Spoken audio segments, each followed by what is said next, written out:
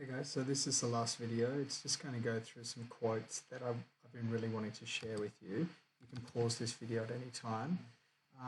This was the homework for tonight for the group today. Conclude writing down resonances and dissonances between Act 2 and Part 2 Hagseed to discuss in class tomorrow.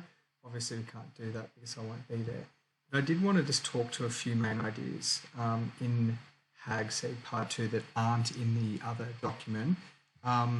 As I said, pause it at any time because I'm not going to go over this in great detail. But basically there's an idea that Prospero, as you can see in this character map, he's like the nucleus of the play. Shakespeare positions him in a powerful, privileged, entitled protagonist position.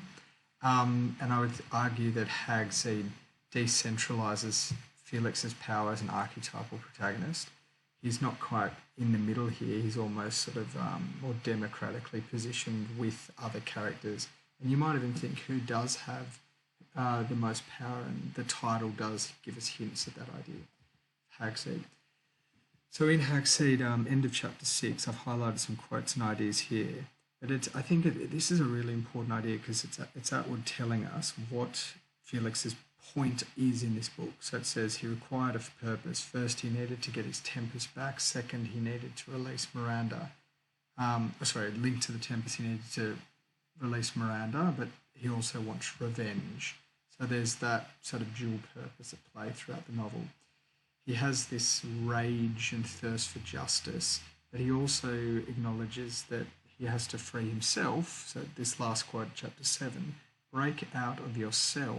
You need a real-world connection, is an interesting psycho reference to his own mental state.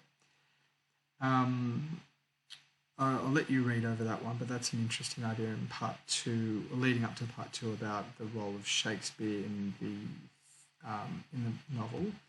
And this also links nicely to the theme of vengeance. So an unopened box hidden somewhere under a rock marked V for vengeance. This quote comes up a lot in essays in terms of alliterative emphasis on that theme and perhaps some allusions. And this other one, which I butchered the other day, probably an appropriate pun for this quote, suddenly revenge is so close he can actually taste it. It tastes like steak, rare.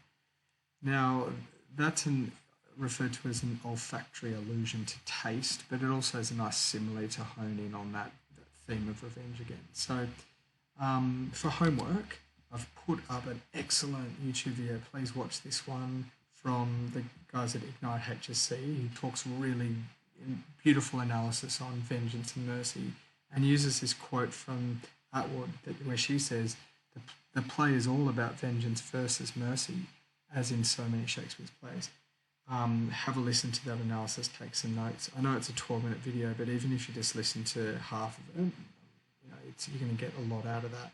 They have a whole range on context, metatheatre, and other ideas to look at. I'd be watching, one of those a week leading up to your assessment. You'll really benefit from that.